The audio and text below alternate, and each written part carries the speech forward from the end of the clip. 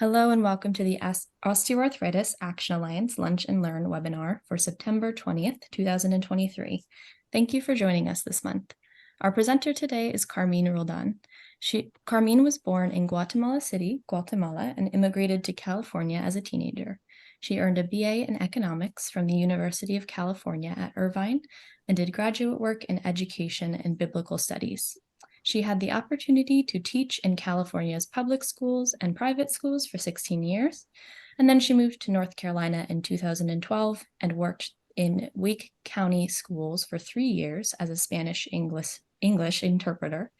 She has been working with and for nonprofit organizations focused on serving the educational, social, and health needs of underserved populations since 2016. And for the last 2 years, she has had the honor of working with the OAAA Action Alliance as a cross-cultural consultant. The title of today's presentation is Reaching Out to and Engaging Hispanics, Lessons Learned. Welcome, Carmin. Hello, thank you so much for that introduction. It's great to be here and to be able to share what we have learned in these last 2 years. Should I continue? Well, let me, so we're gonna talk about what we have learned in the last 2 years. I had the honor of working with this project from the beginning, and one of the goals and missions of the OAAA Alliance has been to reach out to the Hispanic community, not just in North Carolina, but in the country. But so we started from the ground up. We decided to ask questions, to conduct some interviews, to ask some questions directly to the public, to the Hispanics all over the country. We recruited from California and other states, and also from North Carolina. And from that point on, we have worked on developing resources, and I'm going to show you some of the resources we have developed. And right now we're at the point where we are reaching out to organizations that may want to join forces with us and may want to educate, inform, and also reach out to Hispanics with the programs that have been developed by OA. So when it comes to this, the reason we decided to do the interviews is because we wanted to really hear, get some feedback directly from the community. We didn't want to just create programs or create materials without really getting to know the population we were trying to serve. So there are some lessons we learned through these interviews. One that stands out is that we found that Hispanics are eager to learn and get more information about their health. It was really easy to engage them, really easy to get them to talk to us about their issues. And they expressed a lot of interest in learning more. They also expressed their frustration with finding the right information online and so forth. And one issue was not finding reliable sources of information. We also spoke to some people who had participated in a program run by the University of Oregon. I believe it's University of Oregon. They run a CCG program. They tailor that program to their needs. The CCG means Camine con Gusto, which is Spanish for walk with ease. And so they took that and adapted it to their community. So we talked to some of those participants, and they had a lot of praise for the program, and they were very happy that they were able to participate. They shared progress they have seen in the development of their OA, and also they also shared how much they appreciated CCG. So, but for those of you who don't know, CCG is a program it's a program to encourage people to develop the habit of walking. And we'll show you a video that shows, well, you may want to, if you're interested, you can see this video on YouTube later on, but it's a video that introduces the program, and it's evidence-based program that has proven that it can help people manage their pain, actually reduce their pain of OA, and have more active lives and not be actually reduce the impact of OA in their lives. So these people we interviewed had done the program, and they had nothing but praise for the program, and they were happy with the results. So that was really good to know. We needed to know. It was useful for us to know that from the get-go, hearing directly from the users. We also found another thing that we found was that really outside of these people who participated in the CCG program, other people that we interviewed had very little information about OA. They knew about arthritis in general, but they didn't know about OA in particular. So it was really good, useful for us to know that there was lack of information, and education had to be a big component of what we wanted to do in order to engage this community. And it also was really enlightening to me.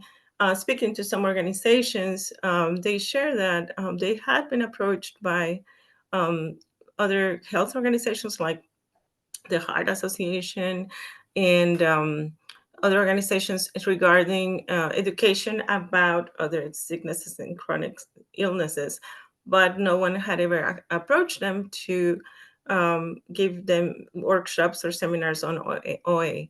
So again, we realized the need for education, the need to create programs and resources for this organization. So that was really useful. Another thing is that we found that even when people did try to find information on OA, finding that information in Spanish was very difficult. There are some resources out there, but people really have to dig for them. It doesn't come up easily on the search when you do a Google search, and people actually have to be persistent to be able to get some information. So all of that was useful to us as far as how we're going to do our resources and what to focus on. And it was really nice to speak to people directly and hear from them. Other interesting findings were that many, as we were talking about, telling them what OA was, um, they could relate to the information we were sharing. And many were actually connecting the dots as we were talking about what OA was. And some had, like, I call them aha moments when they were saying, oh, wow, that's what I have. So they had no idea. They had some pain, they had some symptoms, but they had not ever heard about OA in particular. And so it was really interesting and good to know that they could relate to the information, and it also served as a wake up call for them. And we were able to direct them, of course, to some resources. But for us, it was also good to have that awareness that people were going to be responsive to our information, and there was a need. And Because they had not heard about OA, they were attributing their pain to other things. And many people, I mean, several people who had these aha moments were people who were involved in occupations that require them to do a lot of physical activity. It was surprising to me in particular that some hairdressers said that. They said, oh, I have that in my wrist. And that's an occupation that I personally had not seen connected to OA before, and so that sent us to. I mean, it gave us some indication that we needed to include occupational issues, or the include occupation into one of the reasons what people should be alert, and so it helped us to. Um, do our messaging in a better way so we can actually impact more people. So we created a website as part of the OA main website right now. And when we did these interviews, we also asked people about the colors, the design of the website. We wanted to know, we wanted to be effective. We wanted this website to be appealing to people, to this particular group of people. And we wanted to include colors and shapes and media, what kind of media they were interested in. We asked questions about how they prefer to get information, through video, through text, through audio. And so we did all of that. And so these web pages integrate that information, the results of that information. So that's why we chose the bright red and orange colors. People that we interview prefer those colors in general. We also have a video there at the foot of the page. That's a great interview. If you guys ever get a chance to go to the website and listen to it, I think you can set it up. Anyways, I don't know if you can set it up to do subtitles, but it's an interview with this lady who lives with she's managing the disease really well, and she was willing to speak to do this video for us. And she's a trooper for managing OA and also having a successful life, not letting the disease stop you from living. So we included all of that in the landing pages, and in the landing page, I'm sorry. And we have a few more pages there and resources that people can use, all in Spanish. We also found that Hispanics have a difficult time finding time to exercise. Many Hispanics, not all of them. Many of them are involved in occupations that are required them to work long hours, and they were uh, they were aware once we shared that exercise was important for them and to manage the disease. The big question was, when do I exercise when I work so much? So that's something that helps us see that um, we need to, and when we talk about OA or the Camina con Gusto program, we have to be mindful of that. They do enjoy exercising in community. We found that they really love to walk with other people, and that speaks of the general uh, way the culture of of Hispanics. They are very family oriented. Um, we learned that they prefer text to email, and well, of course, that's something that has already been included in the way the portal is being designed. I think we're working on using text more than email. But they do express that they appreciate the support. They did appreciate the portal, and I'll show you a screenshot of the portal in a minute. It's been all translated to, and it's continuing to evolve. Or amplifying the capacity of the portal. And another thing we learned is that Hispanics really love their smartphones. They use smartphones more than they use computers, and so we have to take that into consideration when we do any outreach to them. And they prefer text communication. So some of you may have known that, but that's really how they prefer to get their information, and that was very useful information to find through our interviews.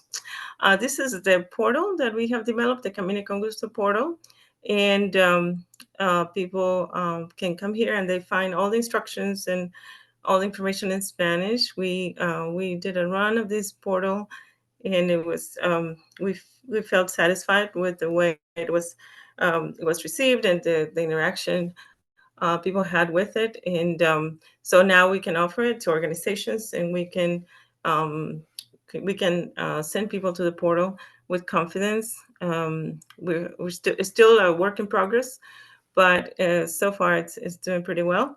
And we found that people have been really responsive once they sign up. The web pages in Spanish can be found going to the main OA Action Alliance website, or going to this link. It's got its own address, Articulaciones Sanas, which means healthyjoints.org. And it's not a, it doesn't have that many pages, but it's got all the basic information. And as we are able, it will be expanded. And it includes this video. It's the Class Zero video. It's been all dubbed in Spanish, and people can you can I don't know that you can find it on YouTube. I'm not sure, but it's all dubbed in Spanish, and it's been a great resource for us to share with organizations and individuals. We also had a great experience reaching out to the Spanish social media, local media. So we had an interview with Univision. They have a family, I mean, it's a community segment, it's called Contigo. And they were interested in presenting our information. We were very appreciative of that. Um, and the Mexican is allowing us to do a series of workshops. A Mexican is a statewide organization that it's working on spreading information about any issues related to the Hispanic community. They do almost daily webinars of touching different topics, including health, politics, education, different topics. And so they really reach a lot of organizations. And that's really important to us because we want to connect with organizations. So they have it was their idea to have this workshop. So we were happy to see that warm reception, and we are doing that. We did one this Monday, and we're going to do another one next month. And we're really appreciative of their collaboration. La Conexión has also been very friendly, very supportive. They have a print version of the newspaper and an online version of the newspaper, and they also help us spread the word. They're also willing to do interviews, and so we're very happy with the way the local Spanish media is willing to participate, and we are looking forward to more collaboration. So those are all new things. We didn't know, how they were going to receive us, and so far, it's been really great, and we can count on them on their participation in the future. Now. They also recognized, and I think that's one reason they were so eager or so open to working with us. They recognize that there's little information about this disease, and one item of information that seemed to concern or to incite their um, desire to help us, I think, is the fact that we share the stats, how so many Hispanics are affected by the disease. And so they realize that it's an item of concern. And so we are excited about future collaboration. We think it will continue, they will continue supporting us. Okay, so I think I tried to keep this brief. And I don't know, Kirsten, do you want to share something else that I missed on? No, I think you did a great job covering sort of the overarching view. One thing I'll add is that the OA Action Alliance had long been interested in reaching more diverse populations, and recognized pretty early on that the best way to do that was to actually speak to people in this community and find out what they knew, what they didn't know, what they wanted, how they wanted to receive information, all of it that Carmin described in the structured interviews that we conducted initially, and then we followed up in a separate effort to pull together an advisory board.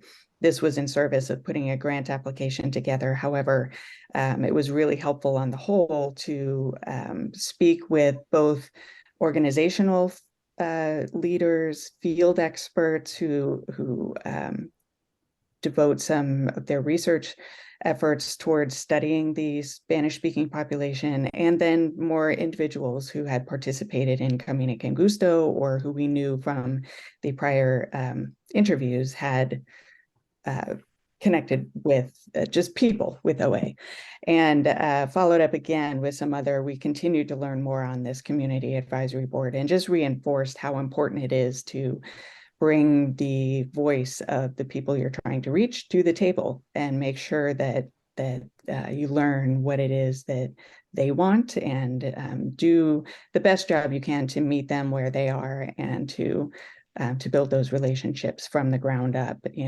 including people from the beginning when you're trying to build new resources or expand in new directions. So this was incredibly valuable for us from this population, and we continue to do this type of work with other groups like healthcare providers, and making sure that we are bringing people to the table who we want to reach. So thank you, Carmin, for laying out all of the efforts that we put forward. I think it's been extremely helpful. Oh, yeah. Thank you, Kristen. It's been great. It's been a great team effort. And we appreciate Sandra and other people who have helped in these efforts. And we continue to learn and we continue to seek ways to improve what we're doing and also to expand and reach out to more people. We appreciated the collaboration of the Consulate of Mexico that also opened their doors for us to come and speak to the people directly.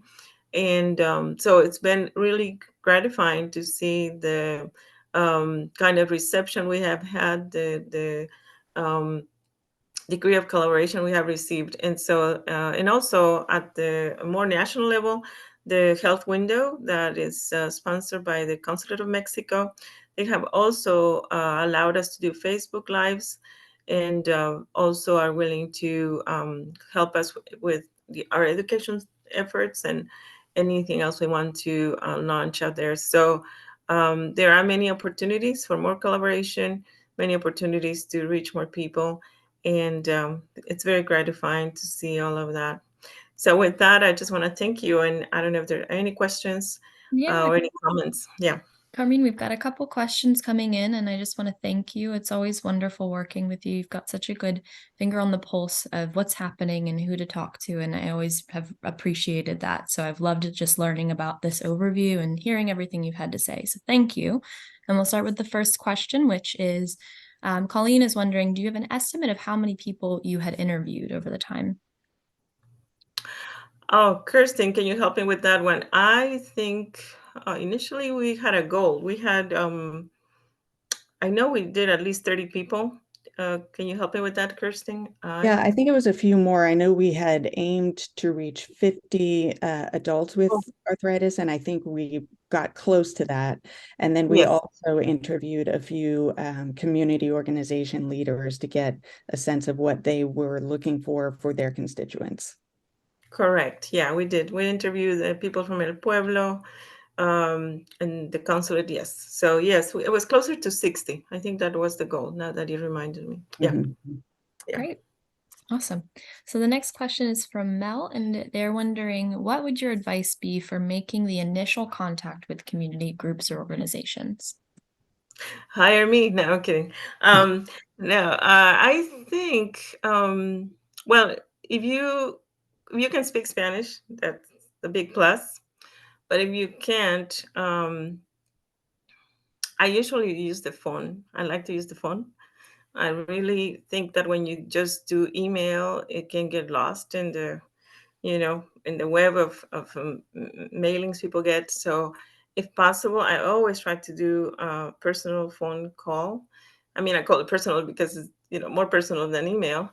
So if you can do a phone call, I would encourage that, and go from there and ask people and just be pretty plain and honest about what you're trying to do. And if you tell people that you're trying to help the community right off the bat, that's pretty good, as opposed to wanting something. Because a lot of people reach out to organizations wanting something, and that may not be as that may not be as welcomed. But if you express that you're doing something from the community right off the bat, I think that opens more doors for you. Yeah, that's great. All right, I think. Oh, that was just a thank you. And then I've got another question here. What can non-Spanish speaking individuals do to promote CCG or other Spanish resources to their Spanish speaking friends? Well, the resources are ready, and right. And I think if people want to do CCG, they probably need to speak to you, right, Kirsten? They need to contact you to arrange for that, correct? Yes, well, there are a couple of avenues. If it is a community-based organization that is interested in delivering CCG locally, and are also interested in using our participant portal, folks can either reach out to me or Serena Wiesner, who is on our team. Either one of us, or really anyone on this call. We're a small team. We'll get to each other. And we can work with you to build a Community con Gusto portal that's branded to your organization and so forth. If there's just an individual who is interested and isn't necessarily connected to an organization, certainly they are welcome to use our portal that we have through the OA Action Alliance that Carmin shared the screenshot of during the presentation. So we can put that link in the chat before the webinar is over, but either way. Okay. Yeah, thank you. Great. I've got one more question. Somebody who works with the elderly population that is not necessarily familiar with text, they're wondering if there's any educational material that is low literacy for this specific group. We have translated many resources, and I give people my email address. That may be the easiest way. I'm okay with that, because then I can just we can find a way what works for the recipient, what works for them. Maybe somebody whoever is interested in sharing the information, maybe they can print it out for them.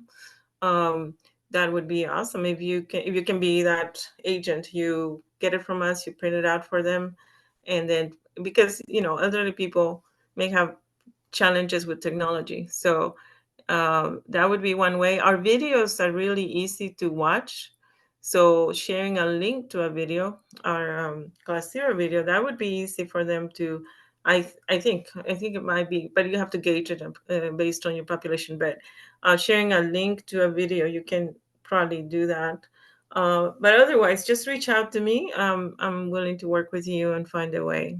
My address, I don't mind sharing it, is carmin.roldan@gmail.com. And we can figure out how to help them out.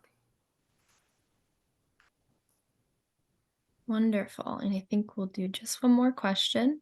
I'm wondering, are there differences in the impact of OA specifically on the Hispanic community, Carmin? Yes, we're finding that many Hispanics, according to the stats, is 1 in every 6 Hispanics has it. And of course, that's a big question. Why? Why are the Hispanics more affected?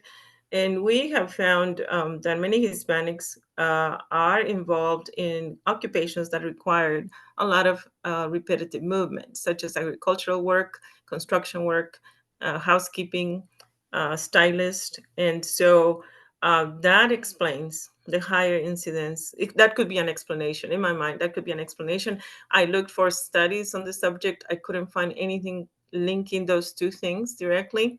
But from my interviews, from the interviews I did, and from my just connecting the dots, I that's what I'm gathering. But there is no official study out there that shows this connection. But just from the concept or the knowledge we have of how the disease is acquired and how it evolves, it just makes sense. So that could be it.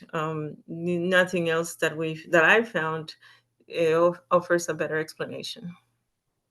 Right. Thank you very much. And I'm going to throw the conversation to Kirsten just for a minute before we recap and wrap things up.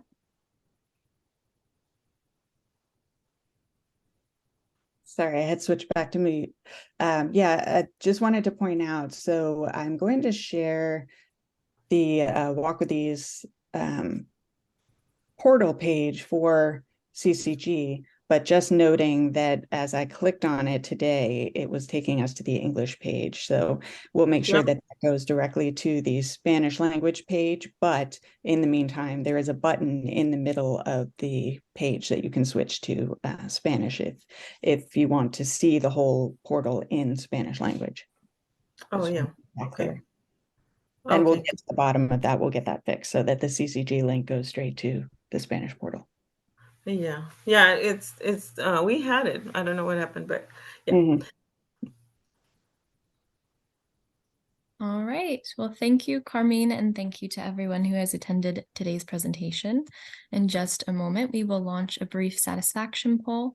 And if you could please answer those questions before you leave the webinar, that would be wonderful.